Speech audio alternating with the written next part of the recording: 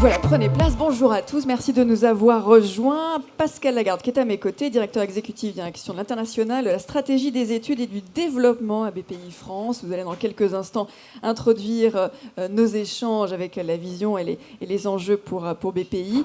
Benoît Coquard, directeur général de Legrand. Voilà, on ne s'était pas rencontrés. Bonjour à vous. Merci d'être avec nous.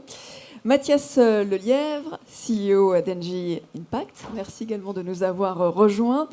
Thibaut Gouache, président de la start-up Cornis. Et Carmen Munoz-Dormoy, directrice générale de Citelu. Merci à tous pour cette dernière table ronde de la journée. Nouvelle génération d'acteurs, le monde et leur planète. Pascal Lagarde, vous allez dans un premier temps nous éclairer sur le positionnement et la vision de la BPI, sur la transition énergétique et peut-être les soutiens que vous apportez à l'innovation et à l'export, en particulier bien pour créer justement les conditions favorables dont nous allons parler avec nos champions français. Merci beaucoup. Merci beaucoup de me donner la parole. BPI France donc, a été créé en 2013 via une loi de fin 2012, toute fin, dernier jour. C'est le regroupement d'acteurs existants dans la sphère du financement public pour les entreprises. L'objectif politique à l'époque, c'était de créer un guichet unique pour les entreprises, pour le financement public des entreprises. Financement corporate. Nous faisons quasiment pas d'infrastructure ni d'immobilier. En fait, on finance les entreprises. Dès 2013, on regroupe tout un tas d'outils de financement, les prêts directs ou via des garanties aux banques. Nous faisons également du capital investissement, beaucoup de capital investissement direct et via des fonds privés dans lesquels nous investissons également. Nous faisons également du financement de l'innovation, à la fois en aide, en prêt et en investissement. Et nous avons repris en 2018 des activités de garantie à l'exportation, des activités publiques de garantie à l'exportation de la COFAS. En 2019, nous avons repris des activités à la Caisse, alors cette fois-ci dans deux axes un peu différents, tout ce qui est collaboration avec les fonds souverains et puis la création de très petites entreprises. Et puis nous avons récemment créé une direction de l'accompagnement non financier des entreprises, c'est-à-dire tout ce qui est, pour principalement les PME, les ETI, formation, mise en réseau, accès au conseil. Où on en est très rapidement, 2500 personnes, 48 implantations sur le territoire. Donc on est très, très local, 90% des décisions prises en région. 90 milliards d'euros de total bilan, 80 pardon. On est régulé par la BCE, l'AMF, deux actionnaires, l'État et la Caisse des dépôts.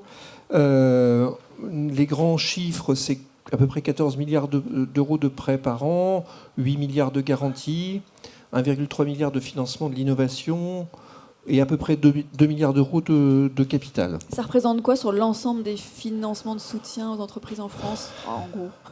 Sur l'ensemble des financements d'entreprises en France, en financement de bas de bilan, on est autour de 3%. Donc on est un petit joueur, on est très concentré sur l'investissement et les PME, en fait.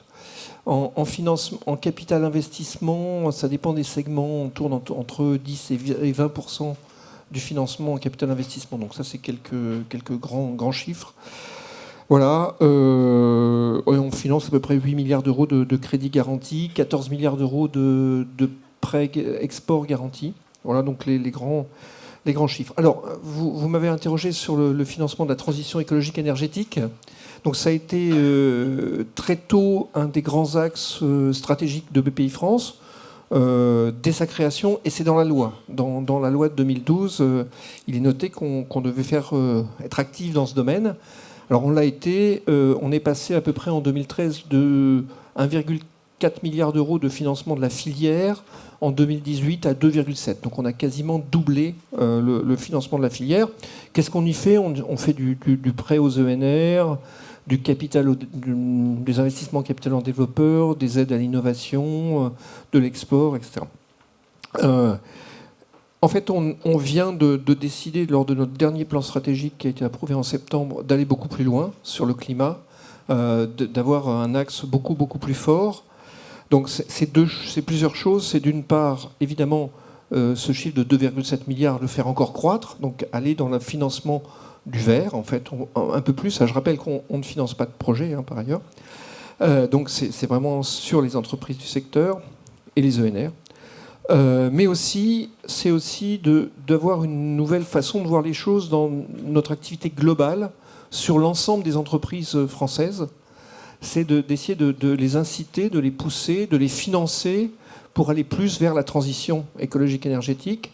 Donc à la fois notre portefeuille, qui est très gros, hein, à la fois en prêt et en equity, et puis nos nouveaux clients, de regarder avec eux au démarrage comment les emmener à aller plus loin dans ce domaine. Et peut-être à l'international aussi, puisque le terrain de et à jeu l'international, ces entreprises, je vais y venir sur l'international plus spécifiquement, mais évidemment, dans ces compétences-là, aller à l'international, dans toutes les compétences, mais encore plus dans ces compétences qui sont cruciales. Évidemment, on ne va pas le faire de façon brutale. Notre objectif, évidemment, on n'est pas un asset manager, hein, donc on ne va pas dire d'un seul coup tout ce qui est marron n'est pas bon, voilà, parce que ça, c'est pas l'objectif de BPI France. Donc, c'est ce que je dis souvent, dans ESG, il y a 3 lettres. Hein, il y a la biomasse qui est marron parfois, c'est pas grave. Hein. Ouais. Oui, bon. Enfin, en tout cas, pas pour l'instant. Il n'y a pas de révolution, il n'y a pas de grand soir. ESG, il y a E. Évidemment, c'est important, mais il y a S et il y a G également. Et il y a surtout S. Voilà, donc, et on va se doter d'outils pour aussi essayer d'évaluer le bilan CO2 de notre portefeuille et voir comment il évolue dans le temps. Mais les investisseurs aussi demandent justement d'avoir des fonds ESG, enfin d'investir dans de l'ESG. Donc il y a un mouvement quand même qui n'est pas qu'un effet de mode. Là. Donc il n'est pas un effet de mode. Hein. D'ailleurs, je vais rejoindre un petit point que j'ai cité au début. En juin dernier, je participais à New York à un club des grands fonds souverains de la planète et des grands fonds de pension de la planète. Alors c'était des trilliards d'euros autour de la table. Et le premier point à l'ordre du jour, c'était comment on s'y prend pour le climat. Donc ça ne m'a pas tellement surpris, d'autant plus qu'il y avait quelques Nordiques autour de la table. Donc à partir de là, on se dit, les Nordiques, c'est normal qu'ils pensent à ça. Mais en fait, quand j'ai vu que les Américains, les fonds de pension américains disaient la même chose, je me suis dit, le monde a changé. Donc les financiers, oui, c'est très important pour eux. L'autre grand enjeu pour BPI France, hein, que vous en avez parlé, c'est l'innovation. Donc ça, c'est historique, très ancien. On finance l'innovation depuis très longtemps pour les PME, pour les ETI, pour les relations entre PME et grands groupes. C'est essentiel, c'est quelque chose de très important pour l'économie. C'est notamment très important pour l'industrie. C'est là où la French Tech rejoint la French Fab. L'industrie, c'est 6,5 milliards d'euros de financement par an de BPI France. C'est en stock un petit peu moins d'un quart de notre portefeuille à mettre en face du poids de l'industrie dans le PIB français, qui est à peu près la moitié du chiffre que je viens de donner. Donc on est très impliqué dans l'industrie. C'est le cœur. C'est un des cœurs de l'économie, un cœur important. Et c'est pour ça qu'on a lancé notamment le French Fab Tour en 2019, dans lequel on a essayé à la fois de pousser la fierté industrielle et puis de donner des envies d'industrie aux Français, ce qui nous semble particulièrement important. Alors le dernier enjeu, vous l'avez cité, c'est l'international, l'exportation, comme on disait dans le temps, l'internationalisation, comme on dit maintenant.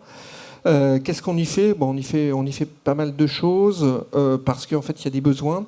Les besoins, c'est, on le sait tous, des grands groupes très internationalisés et des PME et des ETI parfois franco-françaises et parfois pas suffisamment internationalisées. Alors, il y a évidemment des exemples, mais des contre-exemples, pardon, mais la masse est comme ça. Donc on fait plusieurs choses. D'abord, on essaye d'inciter, de pousser, de tirer, de donner des conseils avec nos amis de Business France, dans le cadre de la Team France Export. On fait des prêts sans garantie pour préparer l'internationalisation de l'entreprise, pour qu'elle investisse dans l'immatériel. On fait aussi beaucoup d'assurances, de garanties, d'assurance sur les prêts, d'assurance change, etc., pour les projets. Et puis on fait beaucoup de fonds propres, parce que très souvent les augmentations de capital des entreprises couvrent une part d'internationalisation importante.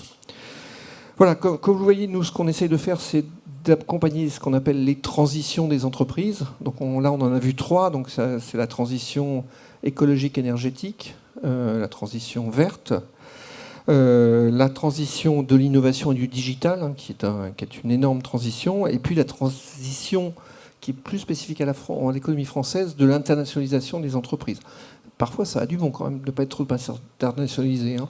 En ce moment, on maintient un bon taux de croissance aussi parce qu'on n'est pas complètement internationalisé. Donc, regardez nos amis germaniques. Et en fait, quand on regarde toutes ces transitions, ça rejoint toutes nos enquêtes et nos statistiques sur les PME, notamment les ETI. Celles qui sont les plus performantes, celles qui croisent, celles qui résistent au cycle, c'est celles qui ont fait leur transition. Merci. Alors le monde et la planète des acteurs qui sont autour de cette table, pour le grand en particulier, Benoît Coquart, peut-être un rebond sur cette analyse, sur les opportunités pour vous à l'échelle internationale. Oh, normalement, ça devrait fonctionner, non? Ah, bon.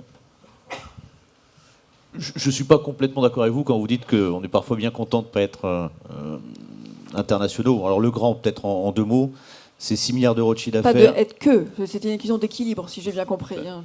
Tout est dans l'équilibre. Donc 6 milliards d'euros de chiffre d'affaires et 85% hors de France, plus d'ailleurs sous forme d'implantation locale que sous forme d'exportation. Et c'est vrai que on opère sur un marché qui doit faire à peu près 100 milliards d'euros de chiffre d'affaires, c'est la définition qu'on a de notre métier, et le marché français c'est à peu près 5 milliards. Donc évidemment le terrain de jeu il est beaucoup plus grand dès qu'on va en dehors de nos frontières.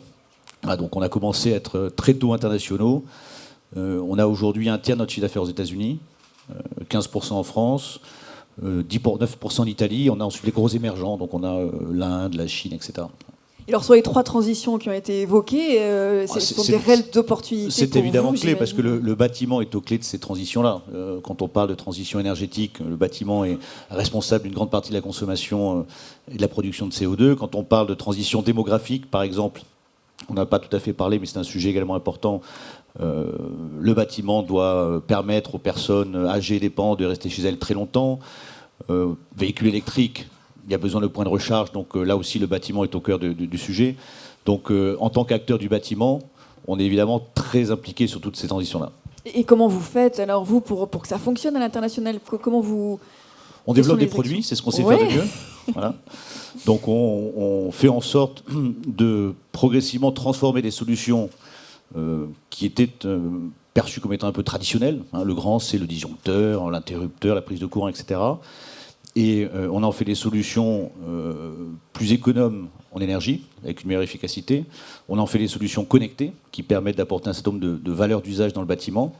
Donc simplement, aujourd'hui, on peut mesurer sa consommation électrique, on peut délester, de manière à pouvoir basculer en fonction de sa consommation. Donc, il y a des innovations fortes pour répondre à ces enjeux. Il y a des innovations assez fortes. On a aujourd'hui à peu près 10% de notre chiffre d'affaires qui est fait avec des solutions dites digitales. C'est notre programme Elliott. Donc on a progressivement digitalisé un certain nombre de familles de produits traditionnels. Alors on reviendra après sur les freins, parce qu'il y en a à l'international. Mathias Lelièvre, alors je vous ai vu réagir, en tout cas physiquement, sur les financiers aux États-Unis et les industriels aussi. On voit que ça bouge à l'international et qu'il y a, vous disiez, une sorte de bascule. Et c'est pas forcément intuitif, vu la présidence aux États-Unis en ce moment. Quelles sont les opportunités pour les acteurs français de la filière électrique, notamment, et à l'international? Écoutez, merci. Je suis ravi d'être là pour effectivement témoigner de moi ce que j'observe avec un poste d'observation à la tête d'Engie Impact depuis les États-Unis où je suis basé. Engie Impact, c'est en fait 2000 personnes dans le monde qui conseillent les grandes sociétés, les villes, les collectivités, les territoires par rapport à ce sujet de une de ces transformations, qui est la transformation Sustainability Transformation, comme on dit, donc une transformation vraiment développement durable, mais emportée par ce pilier environnemental. Et on voit en fait une bascule extraordinaire qui s'est passée ces dernières années, portée par le secteur privé, qui prend le sujet au sérieux. Ce qui est nouveau. Avant, finalement, l'enjeu sustainability, c'était un département logé au corporate qui était orienté reporting, gérer les ONG et faire quelques petits investissements pour que le CEO sur scène puisse être bien vu. Ça bascule vraiment, c'est un sujet qui devient stratégique. Ouais, Magnus Dahl et Isabelle Cochin l'ont bien rappelé, c'est vraiment au cœur de la gouvernance des entreprises. Et donc c'est des discussions au niveau des CEO, parce que c'est un objet de transformation. Il faut changer les comportements, il faut travailler sur la sobriété, consommer moins, il faut travailler sur l'efficacité, ce qu'on doit consommer, le consommer de manière la plus efficace possible. Et enfin, un sujet de circularité renouvelable, que ce soit sur l'énergie, mais ça vaut aussi sur le cycle de matière ou le cycle de l'eau. Et donc on voit des sociétés qui sont en train de basculer en prenant non seulement des engagements extrêmement ambitieux, mais en basculant depuis la stratégie sur le réel, l'implémentation. Et l'enjeu, et ce qui est difficile, c'est de passer à l'action, à l'échelle, quand on est un acteur mondial, avec des implantations dans le monde entier, des enjeux régulatoires extrêmement différents dans tous ces lieux, et finalement la granularité de la mise en œuvre, c'est très local. Extrêmement local. Il faut plonger à l'échelle d'un bâtiment, d'un processus industriel, de la manière dont on utilise une flotte de véhicules. On est sur des sujets de cette nature. Et quand on le regarde à l'échelle d'une entreprise, il faut aller creuser sur chacun des secteurs. On a signé récemment un accord global avec GE Renouvelable, la branche renouvelable du groupe General Electric. C'est 200 implantations dans le monde, des sites industriels. Il faut creuser extrêmement, extrêmement profond pour comprendre les opportunités. Mais il y a des opportunités énormes en termes d'efficacité énergétique, de renouvelables, de sobriété. Et c'est finalement ça notre travail, que de rassembler tout ça dans un grand plan de transformation et de montrer qu'il y a un chemin économique. Parce que c'est ça, en fait, la raison de la bascule. C'est qu'aujourd'hui, on peut faire énormément de choses et réconcilier avec des retours l'économique. sur investissement. Exactement. Et donc ça, c'est la technologie, l'innovation qui permet ça aujourd'hui ? Aujourd'hui, oui, c'est les technologies qui sont devenues plus matures. Et donc, le job, c'est de réconcilier le dollar et le carbone. Et ça, c'est en train de se faire et à grande échelle. Et quand on vous parlait de GE, ça veut dire on mesure l'impact de cette transformation, de cette bascule. Exactement. On doit mesurer finalement l'empreinte des activités sur le monde tel qu'elle est aujourd'hui. Et puis, dans le temps, la projeter, comprendre les investissements qui doivent être réalisés, libérer du capital. Et le groupe Engie peut être un de ces financeurs. Et trouver toutes ces solutions, les accumuler dans des feuilles de route qui permettent à un horizon très rapide, en l'occurrence GE Renouvelable a pris un engagement d'être neutre en carbone fin 2020. Donc on est sur des temps extrêmement courts. Et il faut aller chercher tous ces potentiels qui permettent de faire non seulement des économies, mais en plus de faire un fonctionnement beaucoup plus vertueux vis-à-vis de l'environnement. Bon, il y a des comme ça, vous en avez plein qui vont arriver. Des exemples. On en a plein, oui, bien sûr. Merci. Thibaut Gouache, alors, quand on s'est parlé, vous nous avez dit que vous militez pour une approche industrielle pro-française à l'export. Ça se concrétise comment, cette approche pro-française ? Bonjour tout le monde. Mais déjà, merci infiniment à l'Union française d'électricité d'offrir à la petite PME que je représente l'occasion de parler avec toute la filière. Je vais dire juste très rapidement 2 mots sur Cornis, Cornis. Bien sûr. Oui. On est un des contre-exemples que vous pointiez du doigt, Monsieur Lagarde, sur des entreprises françaises qui exportent. Cornis, c'est 80% de son chiffre d'affaires à l'export. Alors, par rapport à Legrand, on est sur les mêmes ratios, mais un millier de fois moins. Donc, c'est 100 millions d'euros notre marché mondial et que 5 millions en France. En France, on a une chance inouïe dans le monde de l'électricité, c'est qu'on a à peu près tous les champions mondiaux qui agissent, en tout cas sur le secteur des renouvelables. Quand vous voyez ce que représentent des groupes comme EDF et Engie, et je cite les plus connus, mais vous avez AQ Énergie, vous en avez plein, ça fait pour les PME comme nous un terrain d'expérimentation absolument fantastique pour apprendre à travailler localement, puis après partir à l'étranger. Alors, si je suis face à vous et que j'ai un message de filière à vous faire passer, c'est dire, moi, mon expérience, c'est que j'ai eu de la chance. C'est-à-dire que, je vais les nommer, j'ai travaillé avec des gens chez EDF Énergie Nouvelle et chez AQ Énergie qui ont eu cette culture personnelle. Et j'insiste bien sur le personnel, de se dire, ces petits gars, ils bossent bien en France, je les amène avec moi sur mes parcs à l'étranger. Isabelle Cocher, tout à l'heure, disait qu'elle avait un des KPI qu'elle regardait, qui était le nombre de CV annuels que Engie recevait. Mais j'aimerais bien que nos groupes français, quelle que soit leur taille, moi, PME, ETI, grands groupes, on ait comme KPI dans nos COMEX, quelle est la part d'achat que je fais dans des entreprises françaises, que ce soit pour mes activités en France, ce fameux contenu local dont on parle dans les appels d'offres, mais également quelle est la part d'achat français ou européen, si vous le souhaitez, que l'on fait, que mes filiales à l'étranger font dans des boîtes françaises. En gros, combien vraiment j'amène derrière moi. Et je pense que ça doit être un KPI qui pilote nos décisions d'achat, vos décisions d'achat. Et ce n'est pas pour être sympa, c'est que, in fine, dans 10, 20, 30 ans, si vous avez asséché votre tissu industriel local, vous ne saurez plus faire, vous serez derrière, vous n'aurez plus assez d'acteurs pour faire jouer une saine compétition. Et ça, aujourd'hui, soyons clairs et honnêtes, vos directions des achats ne le voient absolument pas. Ce n'est pas un de leurs critères. Et je me permets juste, du coup, de parler d'un autre point. Aujourd'hui, dans la table ronde précédente, je ne me souviens plus tout à fait de son nom, mais chacun parlait de combien on investit. C'est des très bonnes choses. Moi, dans mon monde, tout le monde parle de la taille de sa levée de fonds. C'est fantastique, les levées de fonds, c'est très utile, mais il faut bien comprendre que quand vous travaillez avec des startups, moi je leur dis toujours, si c'est gratuit, c'est vous le produit. Google vous file plein de choses gratuitement, et en fait, c'est quoi son business model? C'est qu'ils vendent vos données à des publicitaires. Bon, dans le monde industriel, on fait rarement du gratuit parce que ça pose plein de problèmes, mais quand vous avez des services très peu chers, qui sont produits par des boîtes qui ont levé énormément d'argent. Moi, mes concurrents, ils ont levé à minima 10 millions, si ce n'est 100 millions d'euros.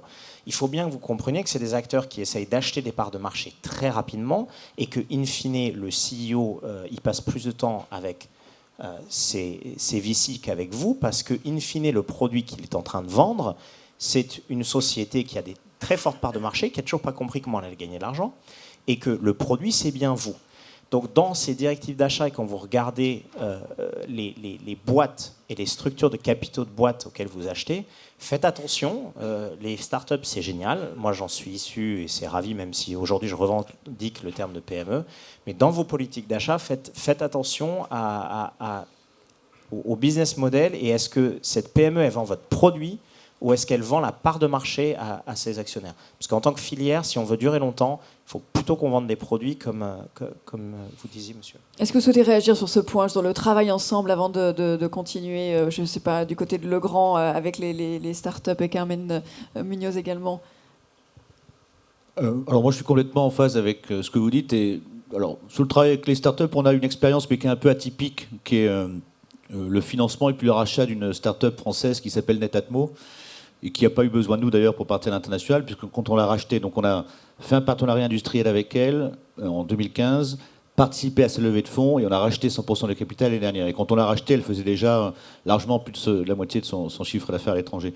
Bon, là où je suis très en phase avec vous, c'est sur le fait que quand c'est gratuit, c'est vous le produit. Et là, je trouve que ce qu'a fait l'Union européenne avec le RGPD est un outil fantastique. C'est-à-dire qu'au début, ça a été perçu par beaucoup d'entreprises comme étant une contrainte, et ça va de plus en plus devenir un outil concurrentiel. D'ailleurs, on est copié. J'ai vu que la Californie se lançait dans une réglementation du même ordre d'idées.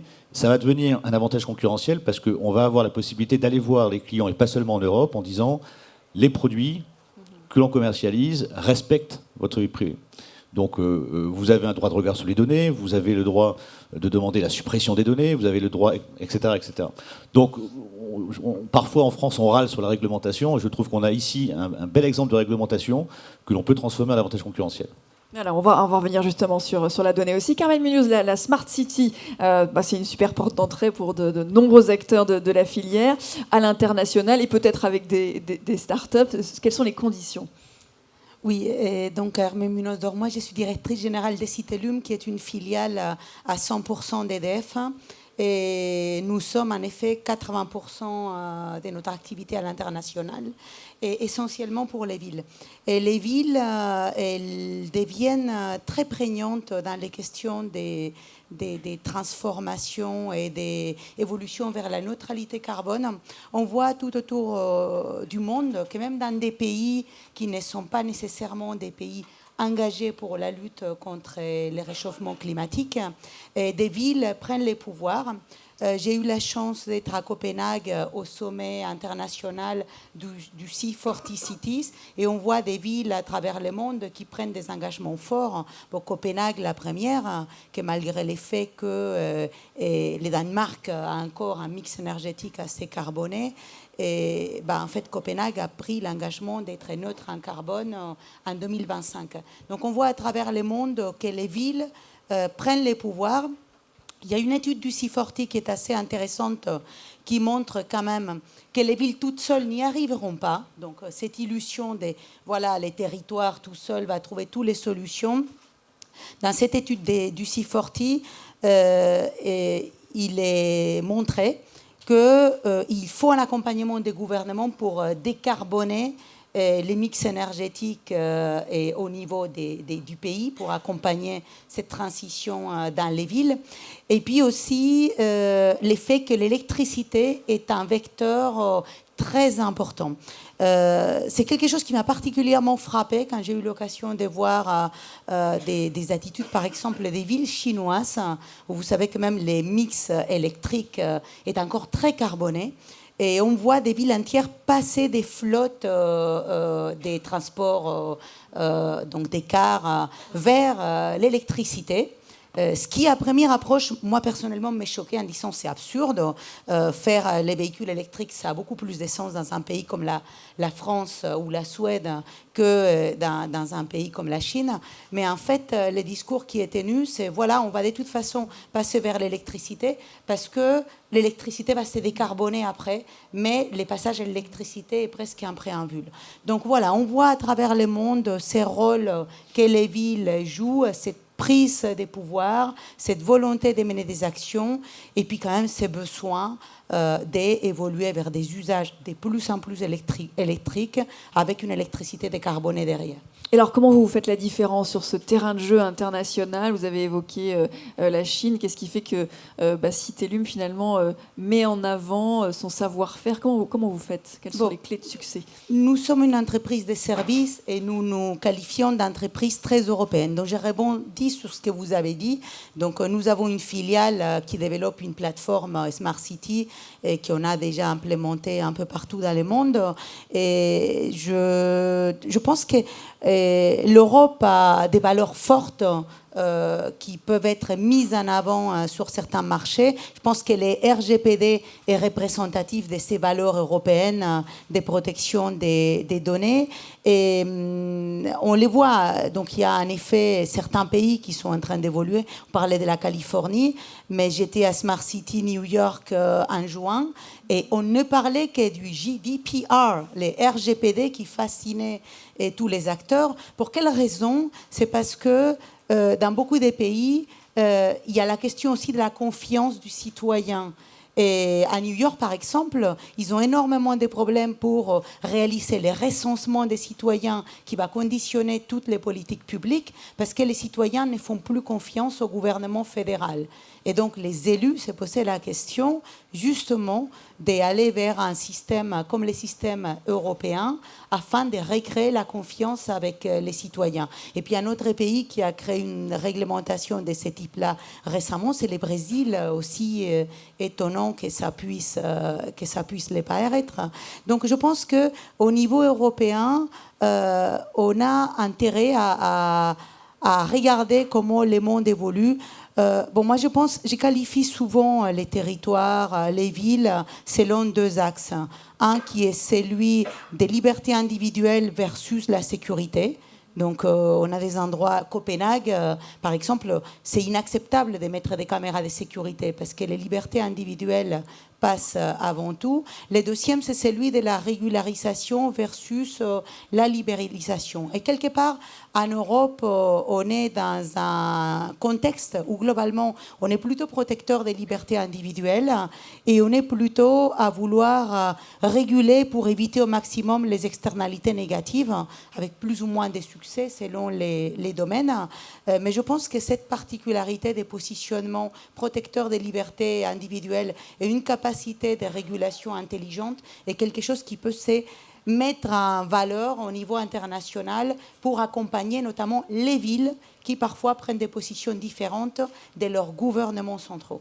Et cette notion de confiance, peut-être Thibaut Gouache sur la donnée, alors on a parlé RGPD, je crois que sur la donnée, il y a, pour vous c'est une opportunité avec quand même le spectre des GAFA qui récupèrent un paquet de données qui va peut-être pouvoir se passer des nôtres. Enfin, Oui, non, mais les données sont au cœur du sujet, de tous les sujets de transformation. Cette transformation, finalement, vers un monde plus respectueux de l'environnement également. Finalement, ce qui est assez frappant, c'est que les entreprises, en tout cas, et les villes également, ne sont pas très bien équipées aujourd'hui pour comprendre c'est quoi finalement leur empreinte, qu'est-ce qu'elles peuvent faire et réconcilier cette équation économique et cette équation environnementale. Et donc, finalement, oui, ça consiste à mieux comprendre les empreintes, capter des données. Nous, on suit la consommation énergétique d'1 million de buildings dans le monde. Ça nous permet d'avoir une logique de benchmark, ça nous permet de comprendre ce qui est possible, de mettre en avant les bonnes initiatives, de les répliquer. Donc oui, la donnée est un sujet clé pour mener ces transformations-là. Il faut que les entreprises s'équipent de systèmes pour pouvoir monitorer leurs actions dans le temps et l'efficacité de ces actions, en fait. Mais avec cette notion de confiance et de transparence qui fera que les entreprises feront la différence par rapport à d'autres dans le monde. Dans tous nos contrats, on a des dizaines de pages qui concernent la donnée, la manière dont la donnée est traitée, la manière dont la donnée est stockée. Donc tous ces sujets-là sont extrêmement clés et c'est un sujet de confiance d'abord, oui, tout à fait. Là, on a identifié toutes les opportunités, enfin une partie en tout cas, sur les freins identifiés à l'international. Il y a la concurrence qui est parfois jugée déloyale.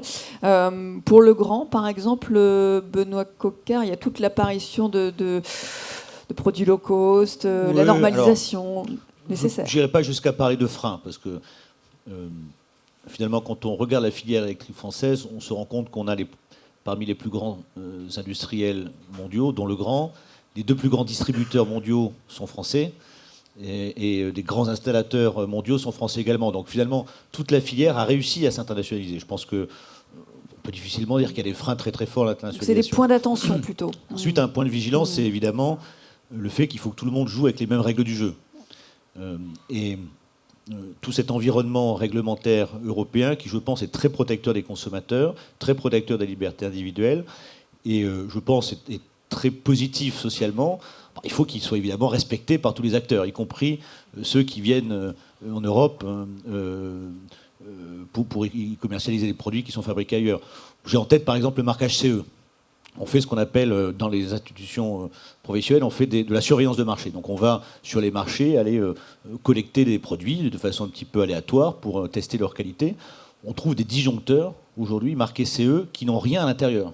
C'est une enveloppe vide. Voilà, évidemment, ça ne coupe pas un circuit. Donc vous avez ça monté sur votre tableau électrique, vous allez le recruter.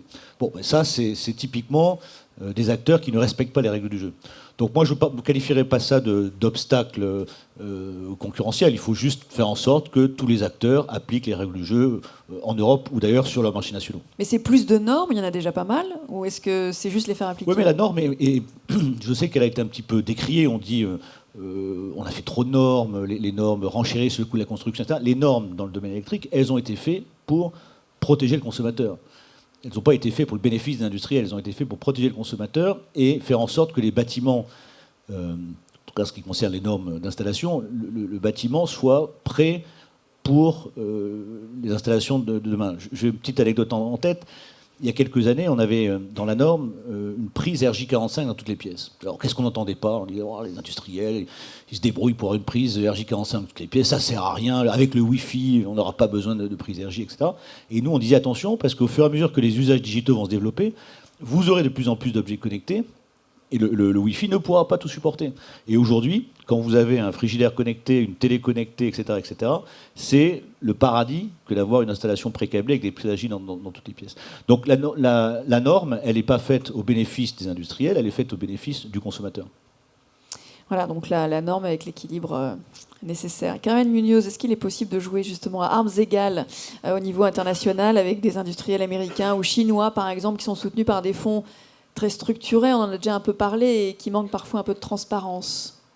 Oui, je pense que cette question de jouer à armes égales et puis d'être dans un contexte qui soit équitable est fondamental. L'Europe, elle tient vraiment à garder un marché assez libéralisé, mais en même temps doit s'assurer que les entreprises européennes ne sont pas pénalisées. Donc on a parlé de la taxe carbone aux frontières, qui me semble vraiment un outil indispensable, parce qu'aujourd'hui, on voit que quelque part, les émissions de CO2 d'un citoyen européen, on peut les voir baisser et avoir un regard très pertinent sur les émissions internes, mais ces regards sur les émissions importées est essentiel, et c'est aussi une façon de valoriser des industriels, des acteurs qui produisent en Europe, avec une Europe qui veut se décarboner progressivement.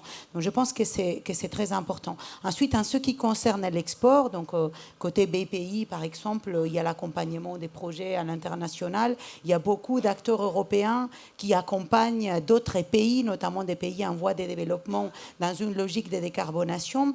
Et ce que j'ai l'occasion de voir à l'international en tant qu'opérateur des services, c'est que on se confronte parfois à des concurrences internationales, chinoises, américaines, très structurées, de façon différente, qui arrivent avec des gros fonds capables d'investir. Et là, on ne parle pas de quelques millions, mais on parle des milliards pour accompagner ces transitions énergétiques dans des villes ou dans des pays tout entiers, et qui arrivent à entraîner dans leur sillage des industriels. Donc nous, on les voit parce que parfois, c'est vrai qu'on a la chance, en particulier en France, d'avoir beaucoup des entreprises qui exportent beaucoup et qui ont des technologies très pertinentes, mais on voit en fait cette capacité à amener l'investissement et à amener des acteurs, et parfois dans une logique où la transparence des marchés n'est pas toujours au rendez-vous. Oui, c'est ce point-là qui...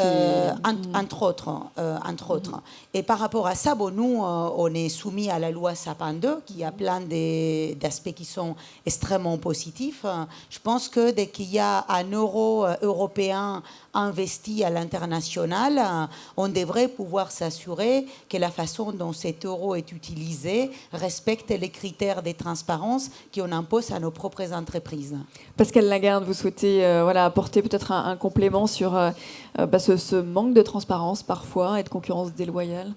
Alors, pas vraiment là-dessus, parce que je ne suis vraiment pas spécialiste, mais sur les freins à l'internationalisation et divers et variés, moi, ce que je ressens, c'est d'abord que le secteur dont on parle ici est un secteur ultra dynamique, donc qui est très international en France, porté par des très grands groupes très puissants.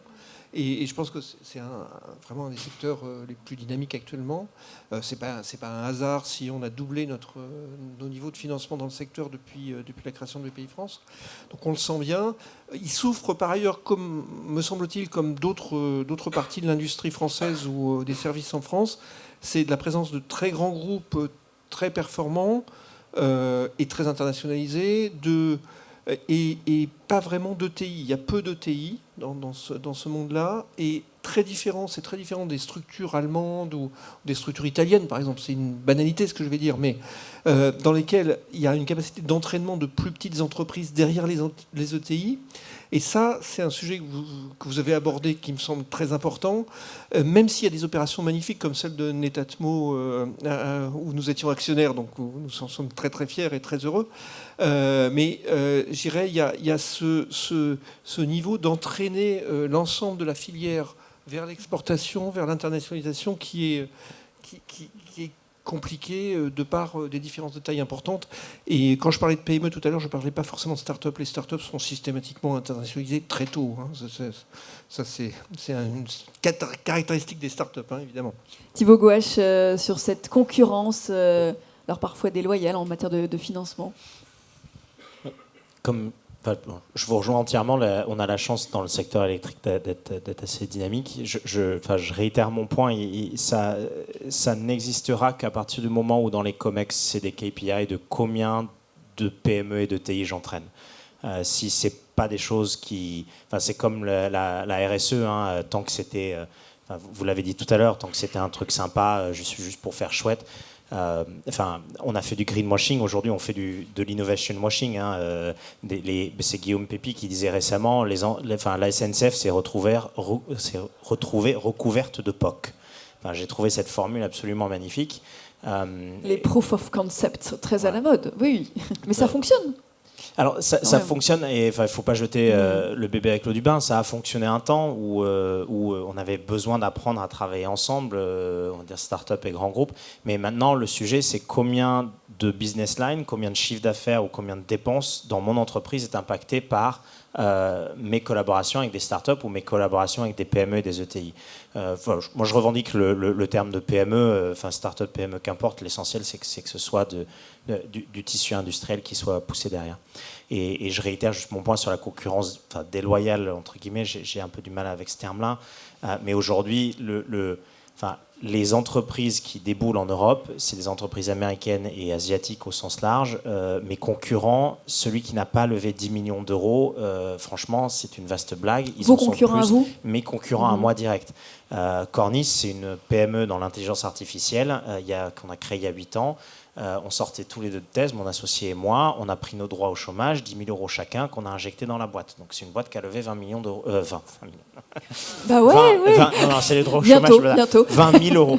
Non, mais on est très heureux. On n'a pas spécialement besoin oui. de lever de fonds. On bosse avec nos clients, nos fonds. Ce qui fait la croissance de notre entreprise, parce qu'on vend des produits qui sont valorisés par nos clients et on réinjecte notre chiffre d'affaires. Donc face à des concurrents qui lèvent 10 millions d'euros, vous y arrivez. Donc, qu'est-ce qui fait la différence on a tous, je trouve, en général, oublié que ce qui finance en grande partie les entreprises, c'est le chiffre d'affaires de leurs clients. Je parle sous le contrôle de la BPI, et le BPI joue un rôle fondamental dans notre industrie, mais ça reste le chiffre d'affaires de nos clients. Donc, pour qu'on s'en sorte, il faut qu'on travaille collectivement. Donc, je réitère mon point sur... je pense que j'ai dit à peu près 3-4 fois, mais c'est important qu'on fasse attention quand on fait des achats dans qu'est-ce qu'il y a derrière le capital de ces boîtes et qu'est-ce que je projette à plusieurs années. J'investis sur plusieurs années, j'investis aussi dans une filière. Je pense que c'est vraiment ça le plus important pour qu'on travaille collectivement et qu'on ait une approche plus italienne ou allemande avec plus de TI et plus de PME. L'investissement que fait la BPI en est une part. Les politiques d'achat dans notre industrie en feront aussi probablement encore plus que ne peut faire n'importe quelle opération financière. Merci Mathias Lelièvre sur ces sujets. Alors on a abordé pas mal de sujets de concurrence notamment. Comment vous voyez les choses de votre côté ? Peut-être sur le sujet innovation et où se passe l'innovation, c'est un sujet super clé quand on regarde finalement cet enjeu de cette transformation. Un monde décarboné, on n'a pas toutes les solutions tout de suite. C'est pas du tout vrai. Il y a encore énormément de choses à travailler. On a parlé de technologie, de filière hydrogène, on a parlé de biogaz, on a parlé d'innovation dans le monde des renouvelables électriques. Il y a encore tout un tas de sujets sur lequel on a besoin d'inventer la nouvelle technologie, le nouveau business model. C'est un sujet pour les grands groupes, c'est un sujet pour les plus petites structures, c'est un sujet qu'il faut travailler en commun. Donc tout ce qui va dans ce sens-là est clé. Ce qui me frappe, c'est c'est quand même le fait qu'on a 10 ans pour réagir sur la crise climatique. Pour inverser la donne, c'est 10 ans. Donc c'est maintenant, c'est la responsabilité de tous, collective, des États, des grandes entreprises, des petites entreprises. Et en fait, on a tous un rôle individuel à jouer sur ces sujets-là pour mettre le sujet au cœur, en fait. La bascule de maintenant, c'est mettre ce sujet-là au cœur de la stratégie. Et une fois qu'il sera là, ça va dérouler. On va se poser les bonnes questions. Qu'est-ce que je peux faire ? Qu'est-ce que je peux changer ? Où j'investis, etc. Mais il faut d'abord le positionner là. Et donc ça c'est la bascule qu'on observe dans les grands groupes. Et après, il y aura le temps de l'action et de la mise en action. Il y a une statistique qui est intéressante, c'est sur les 687 grands groupes qui ont pris des engagements vis-à-vis de l'environnement, du climat, il n'y en a que 25%, d'après les analyses qu'on a faites, qui sont on track, qui vont en fait réussir à aller chercher ces objectifs. Alors, les mauvaises langues pourraient dire bah oui, mais c'est pas étonnant, ces entreprises, donc finalement, comme c'est pas dans leur intérêt, blablabla.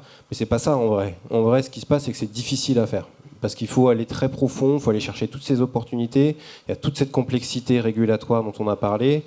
Et donc c'est ça, en fait, aujourd'hui, l'enjeu, c'est de passer à l'action à l'échelle et à la bonne vitesse. Et trouver l'innovation qui va aussi accélérer le mouvement. Et comment on sait que c'est la bonne et comment on sait que c'est là où il faut investir? C'est pas simple. Comment se poser les bonnes questions? Non, c'est pas simple. Il faut tester. Faut pas se faire recouvrir de POC, mais il faut quand même tester. Nous, on emmène un certain nombre de startups sur un certain nombre de clients pour aller les aider sur rationaliser leur consommation d'eau, rationaliser la manière dont ils gèrent leurs déchets, avec des logiques d'IoT, de digital, de data, trouver les bons business models, faire en sorte qu'on arrive à prouver un modèle économique. C'est la clé. Et ensuite s'adosser avec... c'est vrai quand on est dans un groupe comme Engie, ensuite, l'enjeu, c'est de passer le passage à l'échelle très rapide, quoi. C'est-à-dire qu'on a une capacité de déploiement, et c'est là où, évidemment, la complémentarité est intéressante. Merci. Carmen Munoz. Oui. Oui, je voulais rebondir par rapport à la question d'accompagner des PME, des ETI par des grands groupes. Et en fait, à ces titres, les groupes EDF, donc notre société mère, est très engagée dans une initiative qui s'appelle Pacte PME.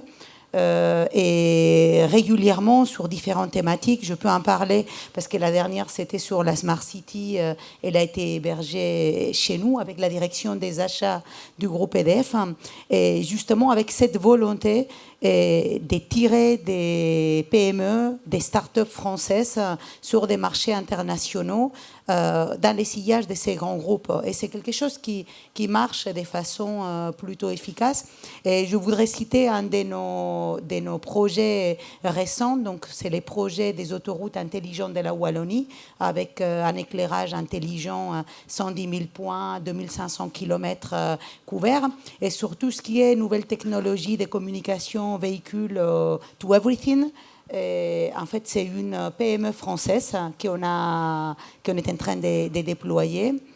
Et puis, on a même aidé une autre PME à acquérir une entreprise en Belgique, une start-up belge dans le domaine de la télégestion des éclairages intelligents. Donc voilà, je pense que c'est quelque chose qui est dans des grands groupes, en tout cas dans des grands groupes comme EDF, est bien instauré. Et je pense que d'ailleurs la réussite des Legrand et des Schneider, en grande partie, a été aussi tirée par cette dynamique des grands groupes qui fait qu'aujourd'hui, ces entreprises sont devenues les géants internationaux qu'elles sont aujourd'hui. Donc je pense que la France a toujours besoin d'avoir ces grands groupes qui tirent avec un leadership pour la décarbonation de l'économie, avec de l'innovation, avec des technologies, avec au début d'époque qui se transforment en vrais projets et des initiatives accompagnées par tous les acteurs dans une logique aussi d'égalité des traitements par rapport aux Japonais, aux Américains et aux Chinois. Merci. Thibaut Gouache, vous voulez compléter sur ce point-là et sur les bonnes questions à se poser, peut-être quand on a une innovation, sur comment y aller, avec qui, dans quelles conditions, et puis ensuite peut-être vous avez des questions dans la salle. Enfin, pour y aller avec qui, enfin, moi je suis assez terre à terre, c'est toujours d'y aller, le mieux c'est d'aller avec ses clients. Enfin, je pense que c'est eux qui vous tirent. Nous on a été tirés à l'international par EDF, et c'est ce que je disais en introduction, et par Accure Énergie, et c'est ces deux entreprises auxquelles moi j'aurais toujours une très grande reconnaissance. Après, c'est vrai qu'en sentiment et pour voir notre secteur, mais la France de manière plus large, on revient souvent sur ce sujet on n'a pas assez d'entreprises de taille intermédiaire, donc c'est bien qu'on a quand même quelque chose tous ensemble structurellement à faire. En parlant d'innovation, je vais rappeler un petit mot sur ce qu'on fait. Mon entreprise, donc c'est une petite PME de 15 personnes, on développe des solutions d'intelligence artificielle pour faire de la maintenance sur les éoliennes. Donc on détecte dans les images les problèmes qu'il y a et ça nous permet de faire les recommandations de réparation. Vous parliez des enjeux qu'on a, on a 10 ans. On a 10 ans et moi, à titre personnel, je pense que la collaboration autour de la donnée est un sujet central et qu'aujourd'hui, on n'est pas au bon niveau là-dessus, et notamment dans notre filière. Alors, je ne suis pas quelqu'un qui vient vous expliquer que l'innovation n'existe que dans les startups. Je pense que c'est un vaste mensonge. Je pense qu'à toutes les échelles et quelle que soit la taille des groupes, il y a de l'innovation qui se passe partout. Par contre, on a un gros enjeu aujourd'hui au niveau de la filière électrique qui est de partager nos données. On a une chance, c'est qu'on est plutôt centralisé en France. Ça peut parfois nous ralentir parce que, M. Renaud Muselier parlait des problématiques de centralisation, décentralisation. Mais ça fait qu'on a des grandes bases de données centralisées, que ce soit chez RTE, chez EDF, chez Engie, etc. Et quelque part, ces données-là, elles font partie de notre bien commun, à nous tous. Alors il faut qu'on trouve une manière de faire qui soit entre la donnée purement privée qui appartient à un seul groupe et la donnée collective open source qui est ouverte à tout le monde et qui va juste finir chez Google ou chez Baidu et les autres. Et je pense qu'en tant que filière, et c'est mon dernier petit message que je voulais vous faire passer pour parler d'innovation, c'est il y a aux côtés de données de santé, le gouvernement a lancé quelque chose qui s'appelle le Data Health Hub, qui est une collaboration de la PHP, de la Sécurité sociale, pour permettre à tous les acteurs de la santé de travailler sur les données de santé qui sont hautement sensibles. Vous avez dans le monde agricole des gens qui ont lancé un truc qui s'appelle API Agro, où vous avez plein d'agriculteurs qui sont pourtant compétiteurs, qui partagent des données. Et moi, c'est mon challenge que je vous lance, parce que c'est pas juste une problématique de collaborer d'un point de vue chiffre d'affaires entre PME et grands groupes, mais c'est comment on arrive à partager aussi ces données-là et à faire que chacun, à son niveau, on innove.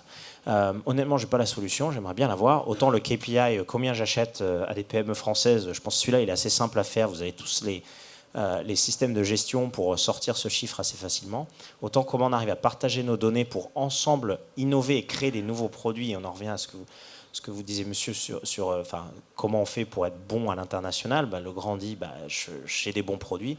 Je pense que collectivement, on peut sortir des très bons produits en France parce qu'on a des très belles données électriques.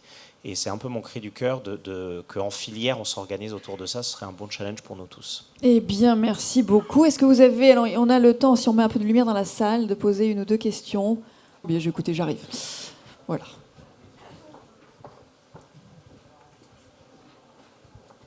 Alors, Claude Trigano, je suis donc journaliste scientifique.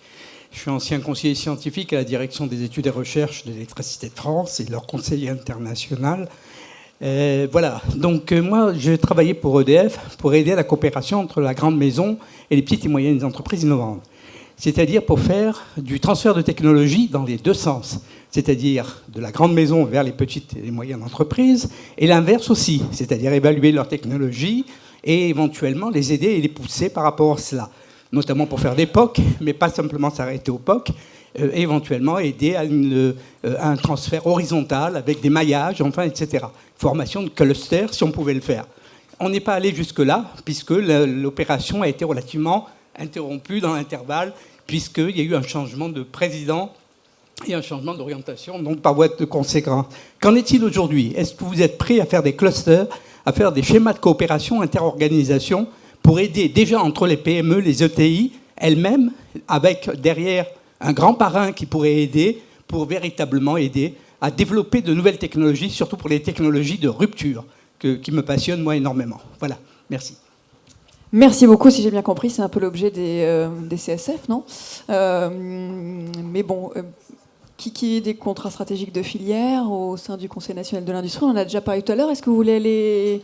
Qui souhaite répondre sur les clusters? En tout cas, comment favoriser ce travail ensemble et en transverse? Peut-être juste témoigner que, je pense qu'on est dans les grandes structures, en tout cas, on est tous équipés avec un certain nombre d'instruments qui permettent d'aller créer ces relations vertueuses avec des structures plus petites, que ce soit du VC, donc de l'investissement, qui permettent d'apporter du capital à ces structures innovantes, des logiques de partnership. Nous, on emmène des startups sur des clients, quoi. Enfin, en gros, concrètement, s'il y a de la valeur, c'est d'abord parce qu'il y aura des clients à la fin, et peut-être qu'en y allant ensemble, ça crée quelque chose de nouveau, notamment autour du partage de données. Donc voilà, très simplement, je pense qu'on est tous équipés avec ces mêmes outils. Quand on regarde tous les grands groupes ont des objets de ces natures-là. Et ça me paraît en tout cas répondre à un certain nombre de besoins d'innovation. Et il y a aussi énormément d'innovation en interne dans ces grands groupes. Donc c'est effectivement à tous les étages, comme ça a été dit. Voilà, élargir le cercle aussi avec les centres universitaires, avec c'est de travailler bien sûr. avec un maximum d'acteurs. Un mot encore de conclusion pour celui qui souhaite. Il y a un message le message principal, on l'a bien retenu. Non, mais très bien. Peut-être, vous avez introduit, je vous laisse Je voulais conclure ce juste, que vous avez retenu des échanges. Conclusion qui est un petit peu décalée par rapport à la table ronde. Mais on a beaucoup parlé de transition écologique énergétique, de climat et ce genre de choses autour de la table ronde en disant c'est dans le monde entier, c'est un objectif très fort, les grands groupes s'y mettent, les startups s'y mettent, les PME s'y mettent, tout le monde s'y met, certaines villes s'y mettent, etc. Je voulais juste faire référence à une étude qui est sortie il y a à peu près un mois, qui est cette fois-ci franco-française, donc je vais juste parler de la France, qui est sortie il y a un mois, qui est une étude qui a été menée par l'OBSCO, l'Observatoire de la consommation, qui est un truc de sociologue, qui fait ça assez régulièrement, auquel on a participé à BPI France, et qui a regardé quelles étaient les utopies des Français, donc en quoi ils croyaient les Français, quelles étaient leurs utopies. Et donc ils ont dégagé 3 utopies majeures. Donc il y a une utopie qui est l'utopie qu'on connaît tous ici, parce qu'on est tous dans le monde économique, qui est l'utopie de croissance-technologie. On en a tous parlé, y compris moi-même. Puis il y a une utopie qui tourne autour du resserrement des pays, le blocage des frontières. On revient vers le passé, on arrête tout ça. Et puis il y a une utopie des croissances vertes. D'après vous, quelle est la première dans le cœur des Français? L'utopie de décroissance verte à 56%. 56%. Et l'utopie technologie croissance, elle est à 16%. Voilà. Eh bien, quelle conclusion. Merci beaucoup. Merci à vous. Sur ce, vous avez 2 heures pour méditer là-dessus pendant le déjeuner. Un grand merci à tous nos intervenants.